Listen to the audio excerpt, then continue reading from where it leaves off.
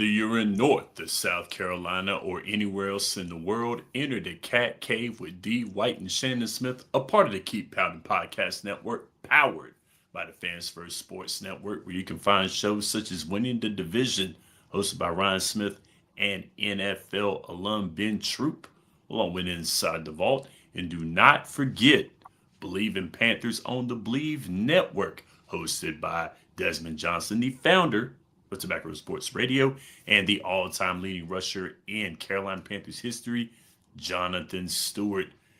Welcome back to the Cat Cave. I know we took a little bit of time off, had Thanksgiving, family over, we ate a little bit, but now we about to eat right now, talking about some Carolina Panthers football.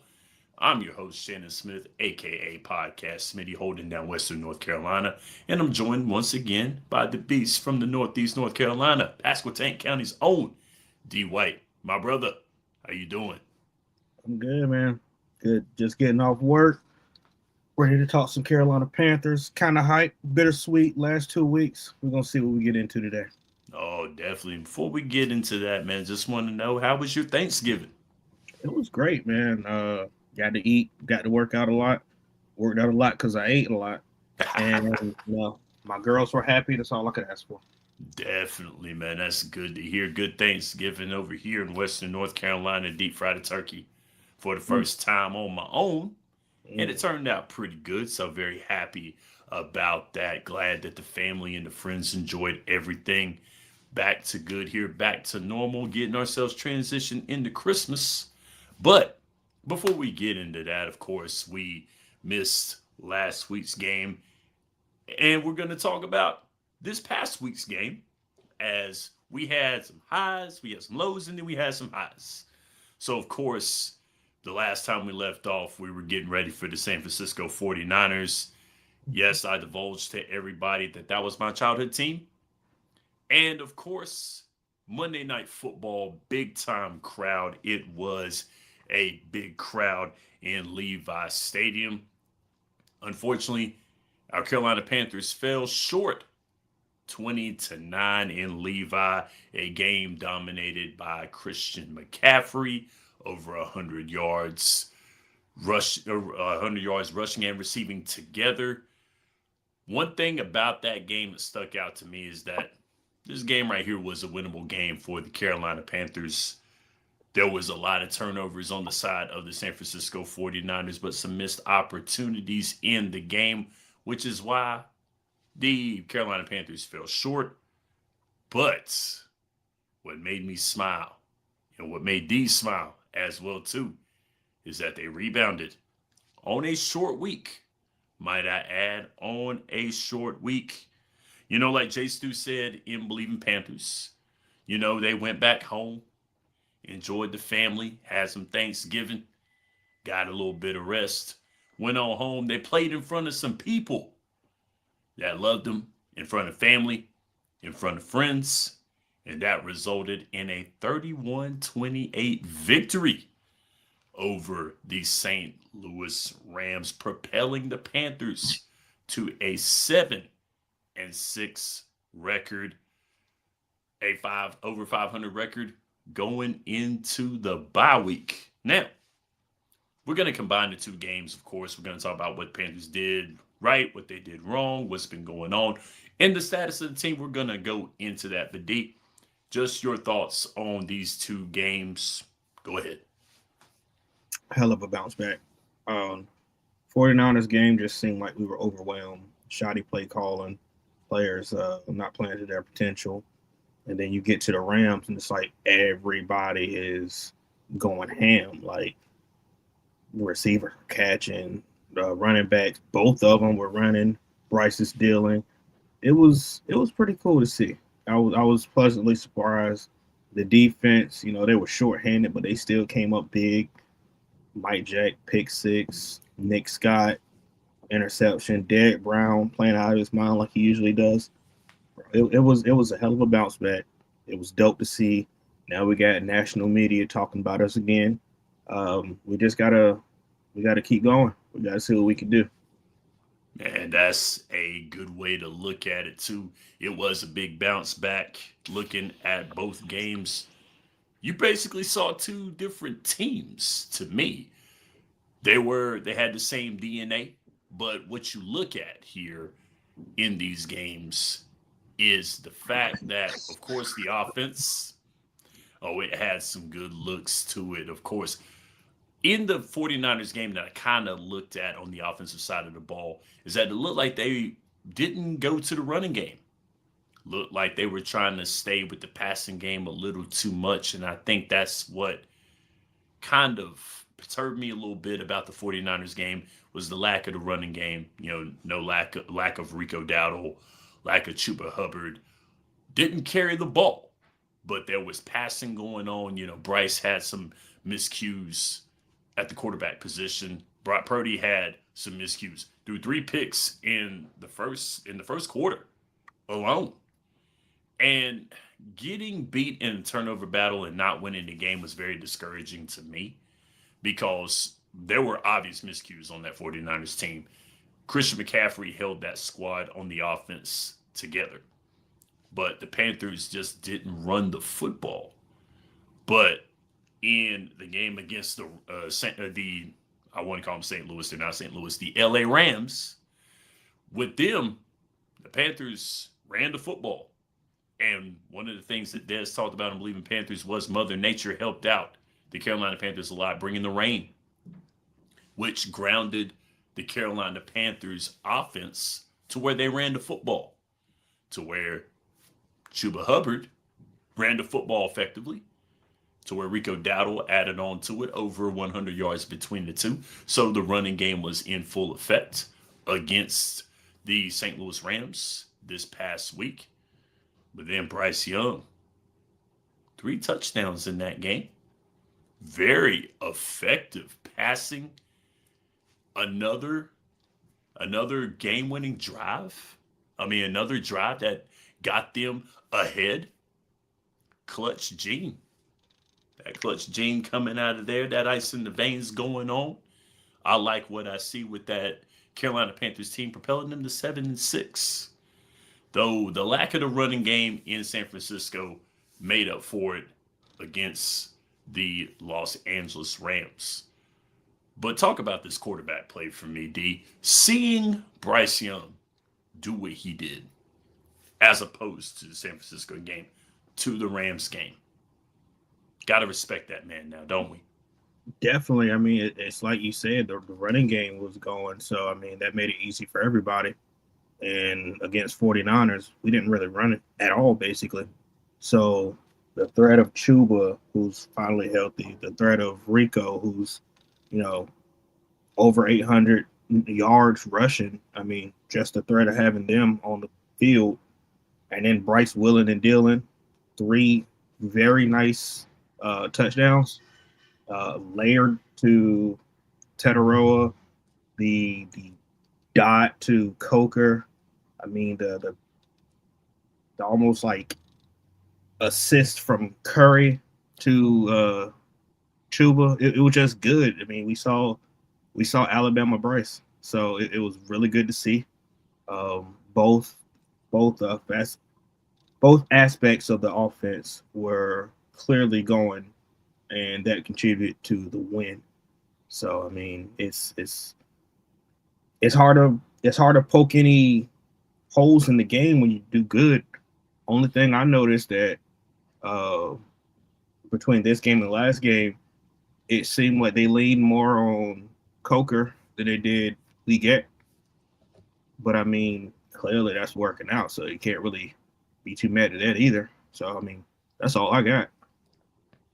Definitely understand that. As you can see, looking at this box score here against the Rams, Jalen Coker had 4 catches, 74 yards, had a 1 touchdown. And the crazy part, when you said Tedoror McMillan, he only had 1 catch in this game, and it was But a it was 43-yarder for the touchdown. 1 catch. And Chuba, of course, getting a touchdown in the air as well, too. 3 touchdowns coming from the passing game. And, of course, we got some points from the defense as well too. Shout out to Mike Jack playing very, very good at the number one corner. This was a game where there was a lot of question because, of course, J.C. Horn not playing, had the injury, the concussion. Carolina was coming in shorthanded on the defensive side of the ball. But the fact that plays were being made, Lathan Ransom, and I think this was Lathan Ransom. I think this might have been the first game he actually started at the linebacker position. I may be wrong on that, but I think this is the game that he started. 11 tackles, had a sack, tackle for a loss, played well. Nick Scott coming in, 9 tackles in the game, defended the pass. Trevin Wallace playing good on the football, like on the defensive side of the football. And Derek Brown again. There's got to be a compilation of that man just throwing people out. There's got manhandling people. Just, it makes no sense. That offensive line, the Rams' offensive line, was having trouble containing the Panthers most of the day. There was guys coming at Matthew Stafford who the Rams, they were getting love as one of the best teams in the NFL. I thought they were one of the best teams in the NFL, and I hate to say that because, of course, with the Rams being in the NFC West, I don't like to say that, but Matthew Stafford was looked at as one of the top quarterbacks coming into this game, and you can see why fans would be worried coming in with the Rams coming into this game with how well the Rams have played. But Carolina coming away with a win. And not only that, they ended the game with a turnover. They were able to get the ball back, sit on it, victory formation, win it. They took that game away. I know that the media will say, you know what they're going to say, D, Carolina stole that game. They stole it. I don't think so. If you watch that third quarter, no way. Because that third quarter was a pivotal quarter for the Panthers as they just came through on the defensive side of the ball and let the offense run the ball, beat up on the Rams. The Rams were in the corner. They were in the corner getting socked like a boxer on the ropes. They were getting hit. Carolina was hitting them hard too. So that to me was what did it for me in the game. That third quarter was very pivotal. Carolina was able to end it. No playing with their food this time. We're not talking about the Rams playing with their food. They talked about Green Bay playing with their food. The Rams did not play with their food. They got beat. Absolutely beaten. But the way these teams looked in between these 2 weeks, Carolina in the hunt, 7-6 right now, going into the bye week, had a rough game against the 49ers. Bounce back game here where they out-hit the Rams, outplayed the Rams offensively and defensively. What was the key between these two games? What brought Carolina from the loss on Monday Night Football into this game where they got the win? What was the key to you right there, D? What did you see? I think severely getting their stuff pushed in, for the most part, showed them that we can't abandon the run anymore. I mean, Canales took the blame for the play call, and obviously he's the play caller. Not rushing the ball kind of screwed us. So this game, we ran the ball. Running the ball is what we do. We have two guys that are really good at doing it. We ran the ball, tired them out, and on fourth down, twice, we threw it over their heads.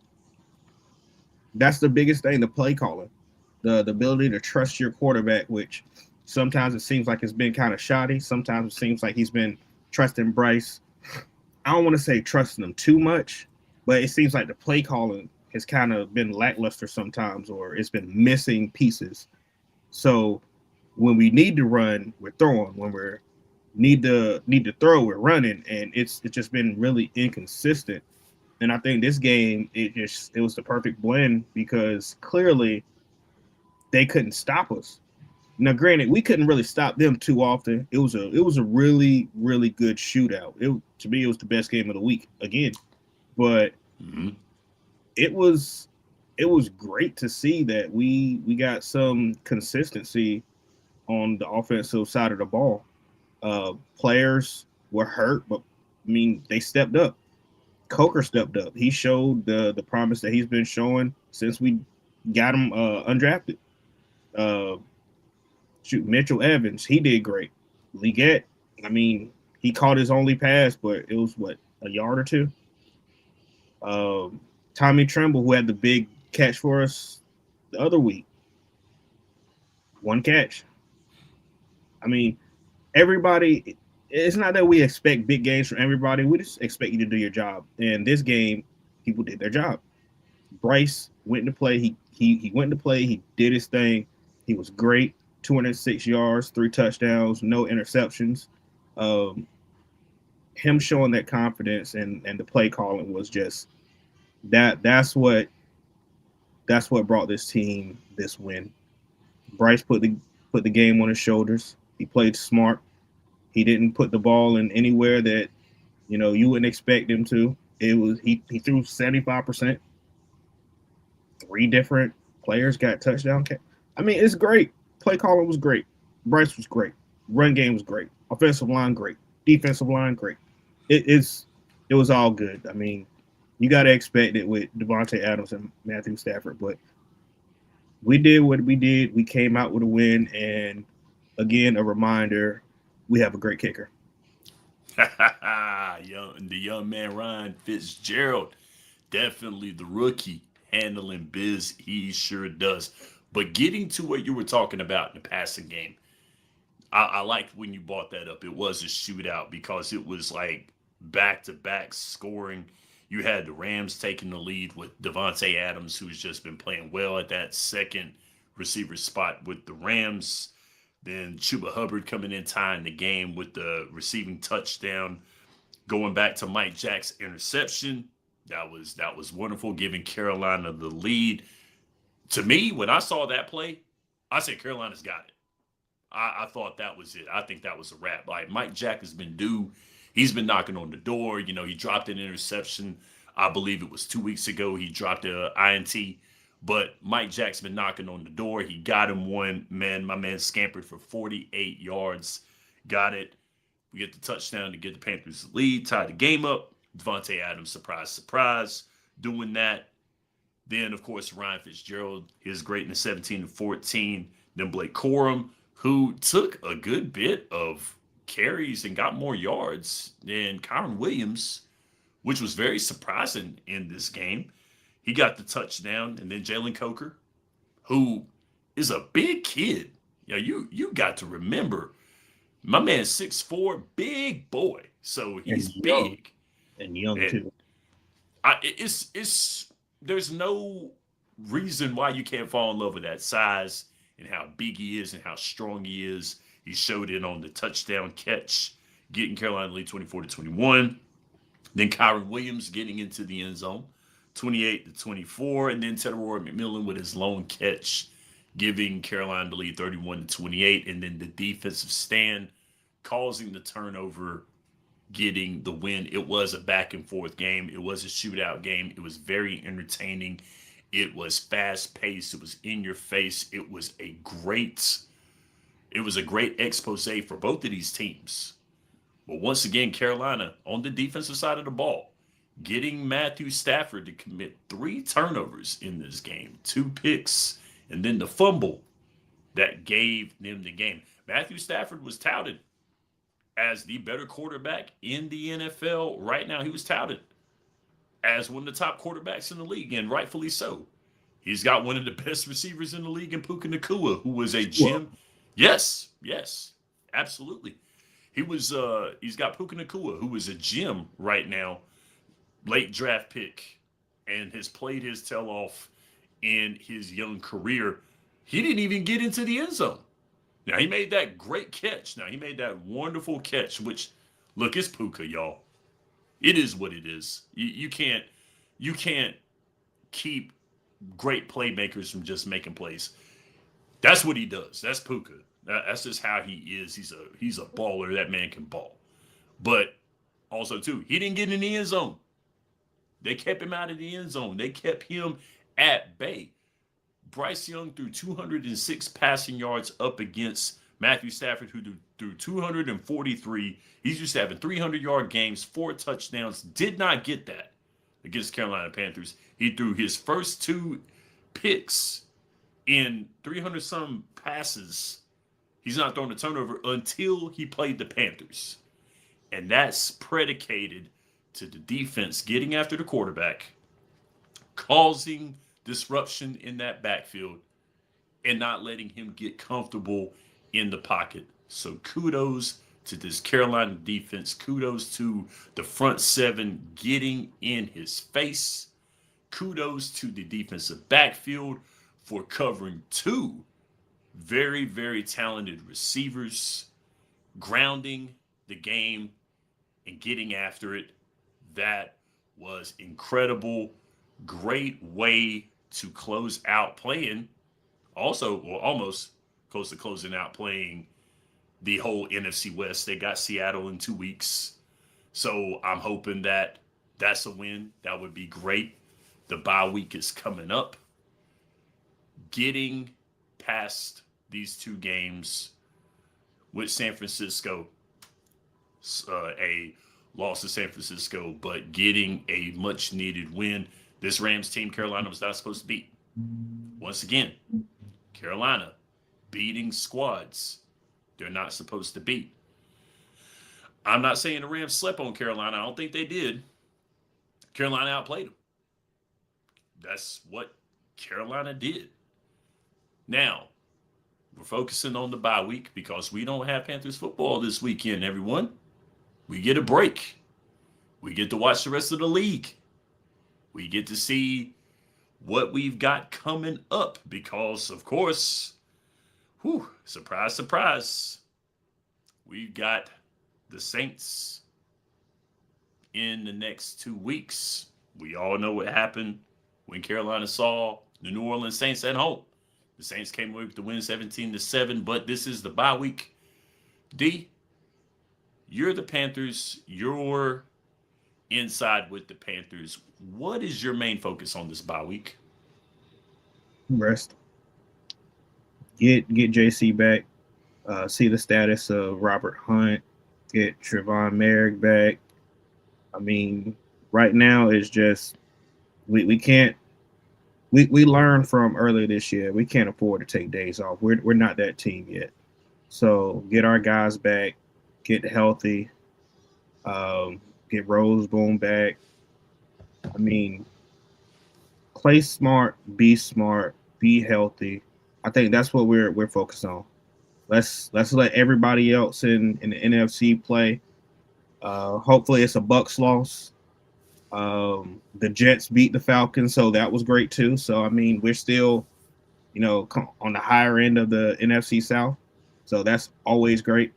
Let's see if we can hold even with the Bucs until we get to them, because our 2 of our last games are against them, and I mean it's gonna be tough.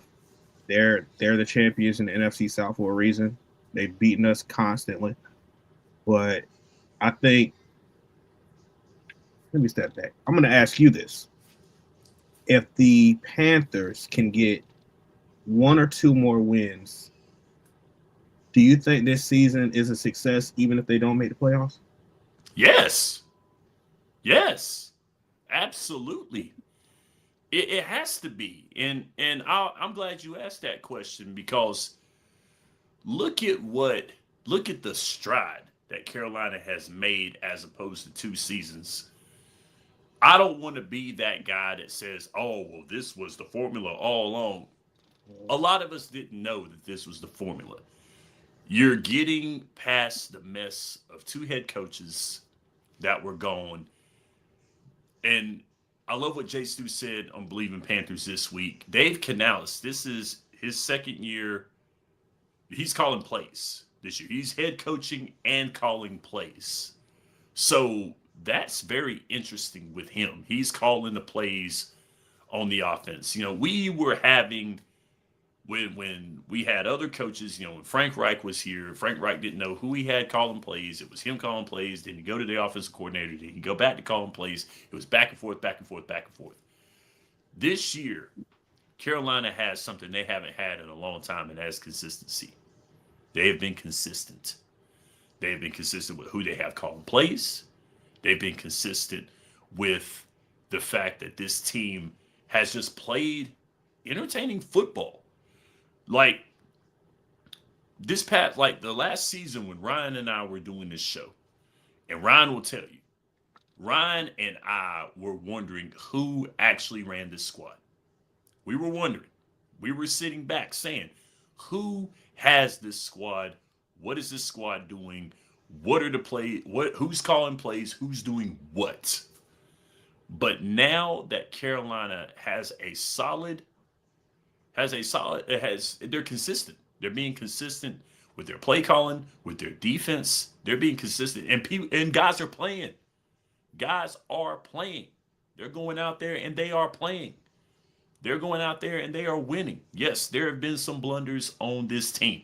There have been some games they should have won that they didn't. But in the end, this squad has played very, very well. And let me ask you this question right here, D. How many times have we said the name Dave Tepper this year? Not very many.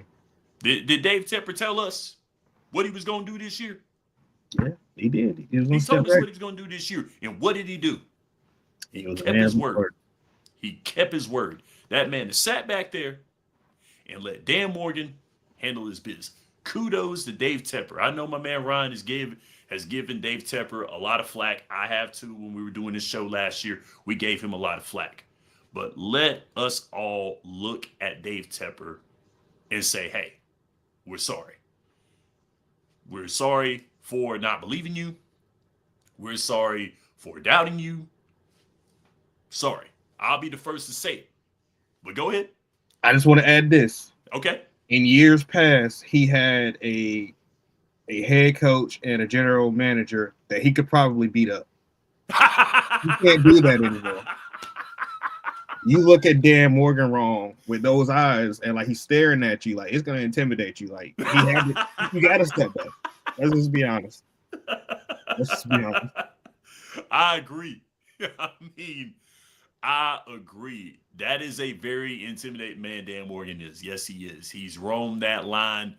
He's part of that front seven with the Carolina Panthers. He's played some very extreme, very good football from a very good football pedigree with Miami Hurricanes. I get it. I would probably be the same way. Yes, sir. I get it. Okay. I understand. I'm over here. Okay. But kudos there to Dave Tepper for Tepper doing what he was supposed to do, doing what he said he was going to do. This is his team. He can do whatever he wants. He can go. He can come and go as he pleases. I get it. But the fact that he said that he was going to let Dan Morgan build this team and he was going to play the background, and he did. Dave Canales was able to coach the squad, command his locker room, and the locker room presence has been big for the Carolina Panthers. Yes, this season has been successful. Now, I understand that there may be fans out there that may think differently. But I'm here to say, forget about it. This was a successful season. Although we do want a win against the Saints, 2 wins against Tampa Bay, and a win against Seattle. Yes, these are tough opponents. We're playing 3 out of the 4 games in the division. The division is up for grabs. That's another thing. The division is up for grabs, and Dez brought this up as well, too. They could flex that last game, the Sunday Night Football, if by chance the division will be up for grabs in the last game, the title fight. They could flex that to Sunday Night Football, which to me, I kind of hope not. However, it's a title game, a title fight. We might like that. We might want to see that. But as far as successful season, I would have to say yes. I would have to say that. What do you think the same? What do you think? Definitely. I mean, we were 5-12 last year, Yes. 7-6 right now. Yes. If we can win 2 more games, and let's just say one of those is against the Buccaneers, Mm-hmm. I mean, you could see people seeing the Panthers as a legitimate option to sign in free agency. I mean, 2 years into the Canales timeline, we're doing good. We went from 2-15 before he got here, 5-12. Now we're 7-6, 4 games left, and it's just consistently building. And in those 3 years, we've had Bryce consistently building. Mm-hmm. Bryce has been the quarterback for the majority of the wins. Yes. Now he has actual options. Now we got Coker. Now we got, I'll even throw Renfro in there. We got McMillan. We got Dowdle. We still got Brooks. We got Hubbard. We have so many more options than we had in year 1 of Bryce, in year 2 of Bryce, and now year 3. We're seeing him put it together. And I'm not even gonna throw it up there and say like Bryce is a problem, because I believe in Bryce to the point that a lot of his interceptions wasn't even on him. Mm-hmm. So we got a quarterback for the future. We got a head coach for the future. We have a GM for the future. Yes. We have wide receivers. We have 2 running backs of the future. Even if we don't re-sign Dowdle, we have a nice young defensive backfield in Merrick, in Horn. If they bring Jackson back, Shao Smith Wade. I mean, we have players now. Mm-hmm. Only thing is we got to get better depth. Yep. But other than that, man, we've been building. We've been doing good. If we can get 2 more wins, if we get 1 more win, it's still a success, because it's a steady improvement. And we've been showing, even though we've had some ups and downs, the loss to the Saints was terrible, but we're improving. You can see it. We're improving. We're getting people seeing us, believing in us, and we have a real shot to shake up the NFC in the playoffs, in the season, the NFC South. We got some shakers. And what you also got to look at, as well too, the NFC is not all the way closed. There is no clear front runner in the NFC. The Rams looked like they were a front runner. Didn't happen. Philadelphia didn't happen. There's talk of the Bears maybe. I don't see that as much. The NFC is wide open, I feel like. And this is a chance for the Panthers to strike while the iron's hot. This is a chance for them to get into that hunt. There's a possibility they could make it into that playoffs, into the playoff picture. They're in the playoff picture right now, but there's a possibility they could make it. But with all that being said, whether it happens or not, this has been a good season for the Panthers. We're happy about it. It's been great. It's been fun. 4 more games left in the regular season. I'm hoping that we can continue to cat cave into the playoffs. Hopefully we can, where we talk about the Panthers. But if not, Panther Nation, stand up. It's been a very, very good year. On that note, that is the show for today. Thank you so much for joining. You may now exit the Cat Cave for more. Get it here to Tobacco Sports Radio's YouTube channel.